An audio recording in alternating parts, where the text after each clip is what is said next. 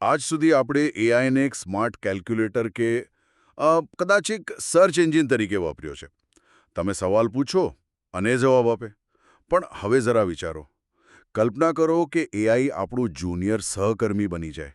એક એવું digital intern જે માત્ર આપણે કહીએ એટલું જ નહીં, પણ પ્રોજેક્ટનો હેતુ સમજીને જાતે જ કામ ઉપાડી લે. આજે આપણે આ નવા સહકર્મી એજેન્ટિક એઆઈની દુનિયામાં ઊંડા ઉતરીશું. અને આ સહકર્મી શબ્દ ખરેખર બહુ જ યોગ્ય છે, કારણ કે આ માત્ર કોઈ ટેકનોલોજીકલ અપગ્રેડ નથી. આ તો કામ કરવાની રીતમાં એક મૂળભૂત પરિવર્તન છે. જે મશીન અત્યાર સુધી ફક્ત આપણા આદેશની રાહ જોતું હતું, એ હવે પહેલ કરીને, આયોજન કરીને કામ કરવા સક્ષમ બની રહ્યું છે. આજની ચર્ચાનો હેતુ એ સમજવાનો છે કે આ એજેન્ટિક એઆઈ શું છે, તે ચેટ જીપીટી જેવા હાલના એઆઈ કરતાં કઈ રીતે અલગ છે, અને ભવિષ્યમાં આપણા માટે કેવા નવા દરવાજા ખોલી શકે છે, અને હા, કયા નવા જોખમો પણ લાવી શકે છે. બરાબર. ચાલો શરૂઆતથી જ શરૂ કરીએ. આપણે બધા જ જનરેટિવ એઆઈથી તો પરિચિત છીએ જ. એ કવિતા લખી શકે છે, કોડ બનાવી શકે છે, ચિત્રો દોરી શકે છે. તો પછી આ એજેન્ટિક એઆઈમાં એવું તો શું નવું છે જે તેને આટલું બધું અલગ પાડે છે? અહીંયા જ સૌથી રસપ્રદ તફાવત છે. જુઓ, આ તફાવત પ્રતિભાવ આપવા અને પહેલ કરવા વચ્ચેનો છે. અત્યારનું જે જનરેટિવ એઆઈ છે ને, એ એક ખૂબ જ હોશિયાર અને આજ્ઞાંકિત બાળકની જેમ કામ કરે છે. તમે એને પૂછો, ગુજરાતની રાજધાની કઈ છે, એ તરત જ જવાબ આપશે. પણ એ તમારા સવાલની રાહ જોશે. એ પોતાની મેળે કંઈ જ નહીં કરે. એટલે કે તે એક નિષ્ક્રિય સાધન છે, એકદમ પેસિવ. આપણે એને દિશા આપવી જ પડે, આપણે જે કહીએ બસ એ કરે. બિલકુલ. હવે એની સરખામણીમાં એજેન્ટિક એઆઈ એક અનુભવી અને હોશિયાર મેનેજર જેવું છે. એને બધું વિગતવાર સમજાવવાની જરૂર નથી પડતી. તમે એને ફક્ત એક અધૂરો વિચાર આપો, જેમ કે આવતા અઠવાડિયે મારે જામનગરમાં વ્યાપારની નવી તકો શોધવા જવું છે. બસ આટલું જ કહેવાનું છે. ઓકે, એક મિનિટ. અહીંયા જરા રોકાઈએ. પહેલ કરશે એટલે શું? મતલબ આટલી અધૂરી વાત પરથી એ શું કરી શકે છે? ઘણું બધું. એ ફક્ત માહિતી નહીં આપે, પણ કામ શરૂ કરી દેશે. તે સૌથી પહેલા આ મોટા ધ્યેયને સમજશે. જામનગરમાં વ્યાપારની તકો શોધવી. પછી એ જાતે જામનગરના બજારનો અભ્યાસ કરશે, ત્યાંના મુખ્ય ઉદ્યોગો કયા છે એ શોધશે, અને કદાચ લિંક્ડઇન પરથી તમારા ક્ષેત્રના કેટલાક લોકોની યાદી પણ બનાવશે. એ પછી તે તમારા કેલેન્ડરને તપાસશે અને જોશે કે તમે ક્યારે ફ્રી છો. પછી ફ્લાઇટ અને ટ્રેનના વિકલ્પો શોધીને તમને બતાવશે, અને કદાચ કોઈ સારી હોટેલનું સૂચન પણ કરી દેશે. વાહ!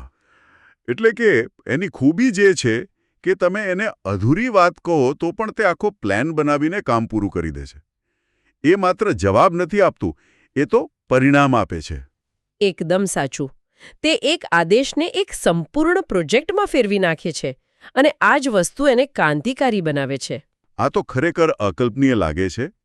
પણ આ બધું તે કરે છે કેવી રીતે? શું એની પાછળ કોઈ ચોક્કસ માળખું છે? એ કોઈ માણસની જેમ કેવી રીતે વિચારી શકે છે? હા, એની કામ કરવાની રીત પાછળ એક માળખું છે, અને એ માનવ વિચાર પ્રક્રિયા સાથે ઘણી સામ્યતા પણ ધરાવે છે. એની કાર્યપ્રણાલી મુખ્યત્વે 4 ક્ષમતાઓ પર આધારિત છે. પહેલી છે ધ્યેયને નાના ભાગમાં વહેંચવાની ક્ષમતા. એટલે કે કોઈ મોટા કામને જોઈને ગભરાઈ જવાને બદલે તેને નાના મેનેજ કરી શકાય એવા ટુકડાઓમાં તોડી નાખવું. જેમ આપણે બધા કરતા હોઈએ છીએ, બરાબર ને? બરાબર. જો તેને આદેશ મળે કે નવા પુસ્તક માટે સંશોધન કરવું, તો આ મોટા ધ્યેયને તે તરત જ નાના પગલામાં વહેંચી દેશે. જેમ કે પગલું 1, વિષય સંબંધિત 10 સારા લેખ શોધવા. પગલું 2, સંદર્ભ પુસ્તકોની યાદી બનાવવી. પગલું 3, મુખ્ય મુદ્દાઓનો સારાંશ તૈયાર કરવો. આનાથી આખું કામ વધુ વ્યવસ્થિત અને સરળ બની જાય છે. ઓકે, તો એ મોટા કામને નાના ટુકડામાં તોડી નાખે છે. પણ ધારો કે એક ટુકડો પાર પાડવામાં તે નિષ્ફળ ગયું, જેમ કે તેને સારા લેખો ન મળ્યા તો? તો શું એ ત્યાં જ અટકી જશે? શું એ પોતાની ભૂલોમાંથી કંઈક શીખે છે? તમે બરાબર મુદ્દા પર આવ્યા. આ જ તેની બીજી અને સૌથી શક્તિશાળી ક્ષમતા છે: યાદદાશ્ત અને શીખવાની ક્ષમતા. એ માત્ર આદેશનું પાલન નથી કરતું, એ અનુભવમાંથી શીખે છે. તે જે પણ કાર્ય કરે છે તેના પરિણામોને, ભલે તે સફળ હોય કે નિષ્ફળ, એ પોતાની યાદમાં સંગ્રહિત કરે છે. એટલે કે આ માત્ર ભૂલ સુધારણા નથી, આ તો અનુભવમાંથી અભિપ્રાય બાંધવા જેવું થયું. બરાબર. જો કોઈ ચોક્કસ વેબસાઇટ પરથી માહિતી મેળવવામાં એને ભૂલ થઈ હોય તો ભવિષ્યમાં તે સ્વપ્રતિબિંબ દ્વારા તે વેબસાઇટ ટાળશે અને બીજો રસ્તો અપનાવશે. આનો અર્થ એ છે કે સમય જતાં તે વધુને વધુ સ્માર્ટ અને કાર્યક્ષમ બનતું જાય છે. અને ખબર છે, રસપ્રદ વાત એ છે કે જો બે એજન્ટને એક જ કામ સોંપવામાં આવે તો થોડા સમય પછી તેમના અલગ અલગ અનુભવના આધારે તેઓ એ કામ કદાચ અલગ અલગ રીતે કરશે. કદાચ આપણે ભવિષ્યમાં વ્યક્તિત્વ ધરાવતા એઆઈ પણ જોઈ શકીએ. માફ કરજો, હું તમને અહીં રોકી રહ્યો છું, પણ તમે કહ્યું કે તે સ્વપ્રતિબિંબ કરે છે. આ શબ્દ થોડો ભારે છે. શું એનો અર્થ એ છે કે એઆઈને પછતાવો થાય છે કે તેણે ભૂલ કરી? એ ખરેખર શું કરે છે? સારો પ્રશ્ન છે. ના, એને પછતાવો જેવી માનવીય લાગણી નથી થતી. એના માટે સ્વપ્રતિબિંબનો અર્થ છે પોતાની ક્રિયાઓનું વિશ્લેષણ કરવું. તે પોતાની લોગ ફાઇલ તપાસે છે અને વિચારે છે, મેં આ પગલું લીધું, એનું આ પરિણામ આવ્યું, જે મારા ધ્યેય સાથે મેળ ખાતો નથી. માટે આગલી વખતે મારે આ પગલું બદલવું પડશે. આ એકદમ તાર્કિક અને ડેટા આધારિત પ્રક્રિયા છે. સમજાઈ ગયું. તો તે આયોજન કરે છે, શીખે છે, પણ કામ કરવા માટે એને સાધનોની જરૂર તો પડતી જ હશે ને? એ કયા સાધનોનો ઉપયોગ કરે છે? આ તેની ત્રીજી ક્ષમતા છે, સાધનોનો વિવેકપૂર્ણ ઉપયોગ. તે માત્ર એક મોટો જ્ઞાનકોશ નથી, એ એક કુશળ કારીગર છે, જેની પાસે ઘણા સાધનો છે અને એને ખબર છે કે ક્યારે કયું વાપરવું. એટલે એજન્ટ મનમાં વિચારશે, ઓકે, ટાર્ગેટ છે જામનગરની બિઝનેસ ટ્રીપનું આયોજન. ફ્લાઇટના ભાવ માટે મારે સ્કેનર એપીઆઈ વાપરવું જોઈએ. ત્યાંના લોકલ બિઝનેસની યાદી માટે ગૂગલ મેપ્સ એપીઆઈ અને લિંક્ડઇન પર સર્ચ કરવું પડશે. આ બધું ભેગું કરીને એક રિપોર્ટ બનાવવા માટે મારે કોડ ઇન્ટરપ્રિટર વાપરીને એક પીડીએફ બનાવવી જોઈએ. આ આખી વિચાર પ્રક્રિયા ઓટોમેટિક થાય છે. અને આ બધું ભેગું થઈને તેની ચોથી ક્ષમતા બનતી હશે, જે છે કામને પાર પાડવું. એકદમ સાચું.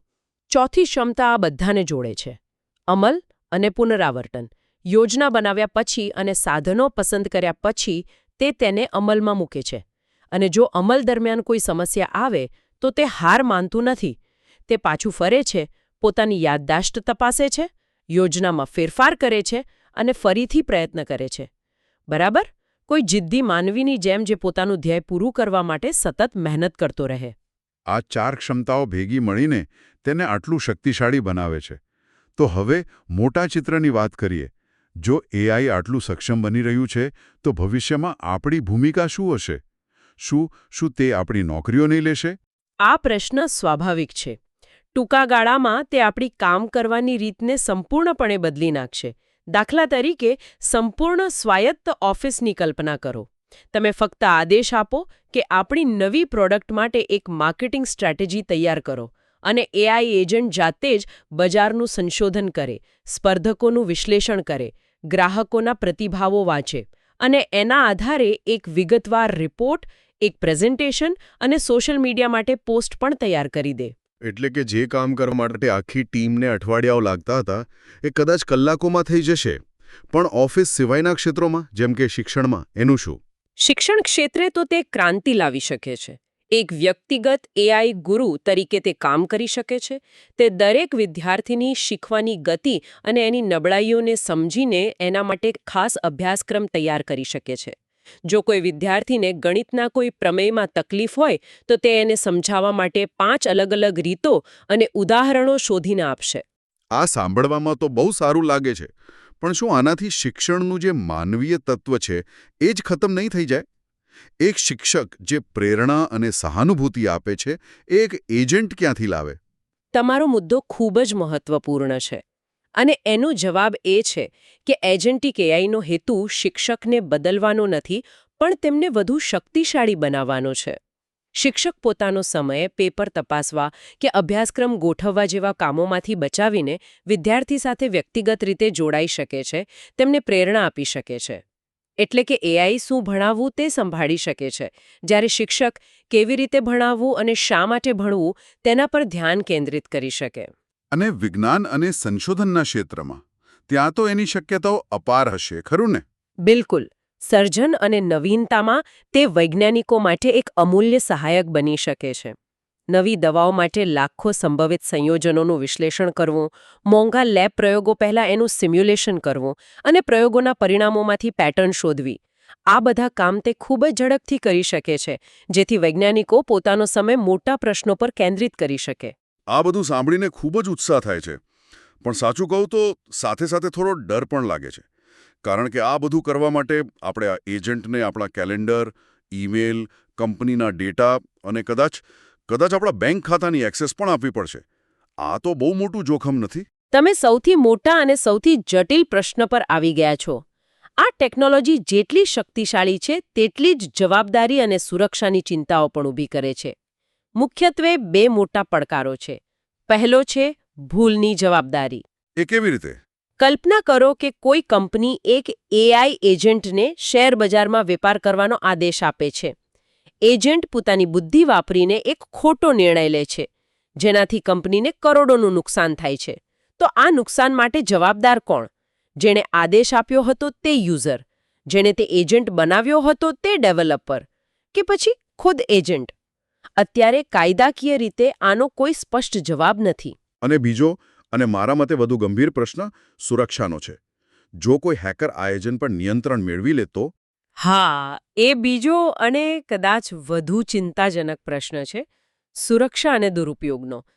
જો કોઈ એજન્ટ પાસે તમારા બેંક ખાતા કે કંપનીના ગોપનીય ડેટાની એક્સેસ હોય અને કોઈ હેકર તેને નિયંત્રિત કરી લે તો તેના પરિણામો ભયાનક હોઈ શકે છે. આવા શક્તિશાળી સાધનનો દુરુપયોગ થવાની સંભાવના પણ એટલી જ વધારે છે. તો આનો ઉકેલ શું?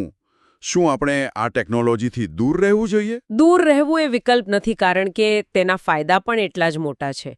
ડરવાને બદલે આપણે સાવચેત અને તૈયાર રહેવાની જરૂર છે. સૌથી મોટો પડકાર એ છે કે આવા એજન્ટ્સ પર માનવીય નિયંત્રણ કેવી રીતે જાળવી રાખવું.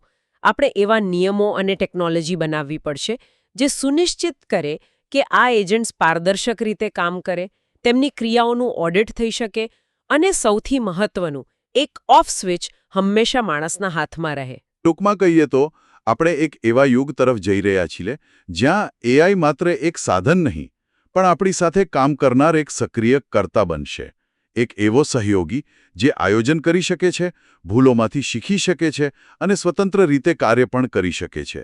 હા, એજન્ટિક AI માનવ બુદ્ધિ અને ક્ષમતાને વિસ્તારશે. તે આપણને વધુ સર્જનાત્મક અને ઉત્પાદક બનાવશે. પણ મુખ્ય પડકાર માત્ર તકનીકી નથી, પણ નૈતિક અને દાર્શનિક છે.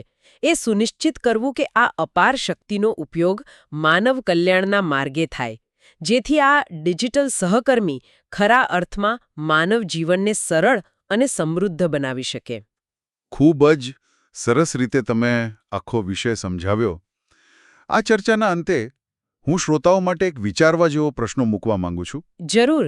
જેમ જેમ આ અત્યંત સક્ષમ એજન્ટ આપણા અંગત અને વ્યાવસાયિક જીવનનો ભાગ બનતા જશે અને આપણા ઘણા બૌદ્ધિક કાર્યો સંભાળી લેશે, તેમ કયું એક માનવીય કૌશલ્ય કે ગુણ વધુ મૂલ્યવાન બનશે?